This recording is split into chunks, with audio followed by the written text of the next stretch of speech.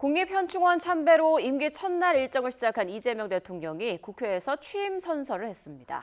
이 대통령은 취임사에서 모든 국민을 아우르고 섬기는 모두의 대통령이 되겠다고 강조했는데요.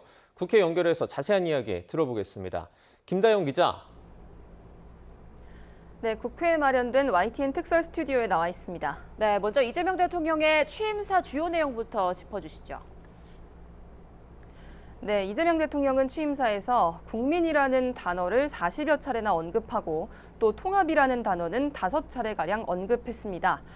이재명 대통령은 모든 국민을 아우르고 섬기는 모두의 대통령이 되겠다고 밝혔는데 선거운동 기간 내내 강조했던 통합 정신을 재차 강조한 겁니다. 이 대통령은 또 박정희 정책도 김대중 정책도 필요하고 유용하면 구별 없이 쓰겠다면서 실용적 시장주의 정부가 되겠다고 말했습니다. 이어 국민이 주인인 나라, 성장하는 나라, 모두가 함께 잘 사는 나라 등 5가지 국정 철학을 발표하기도 했습니다. 네, 오늘 취임 행사에 이색적인 장면도 있었죠?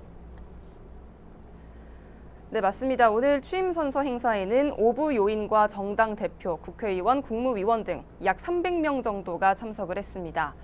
오부 요인에는 조희대 대법원장도 포함이 되는데요. 앞서 대법원은 이 대통령의 공직선거법 위반 혐의 사건을 유죄 취지로 파기환송한 바가 있는데 이 대통령과 조 대법원장은 서로 마주보고 악수했습니다. 그런가 하면 조 대법원장 바로 옆에는 윤석열 전 대통령에게 파면을 선고한 김영두 헌재소장 권한대행이 자리에 눈길을 끌었습니다. 행안부가 취임식 대신 취임 선서라는 표현을 쓴 점도 주목할 부분입니다. 국정 현안을 신속하게 타개하려는 이재명 대통령의 의지가 반영된 걸로 풀이됩니다. 네, 그리고 이재명 대통령 취임 행사 이후 바로 국회를 떠나지 않고 원내정당 대표들과 오찬을 함께했죠. 네, 그렇습니다. 이재명 대통령은 국회 사랑제를 찾아서 우원식 국회의장 그리고 여야 대표들과 오찬을 함께했습니다. 이 대통령은 원내 정당 대표들에게 자주 연락드릴 테니 자주 시간을 내달라면서 의제 관계없는 편안한 대화가 됐으면 좋겠다고 당부했습니다. 이재명 대통령은 취임 선서 직후 국회 청소노동자와 방호 직원을 만나서 감사를 전하기도 했는데요. 대통령실은 방호 직원들이 12.3 내란 사태 당시 계엄군의 국회 침탈을 최전선에서 막아냈고 국회 청소노동자들이 혼란스럽던 민의의 전당을 깨끗하게 정리해줬다며 만남의 계기를 설명했습니다.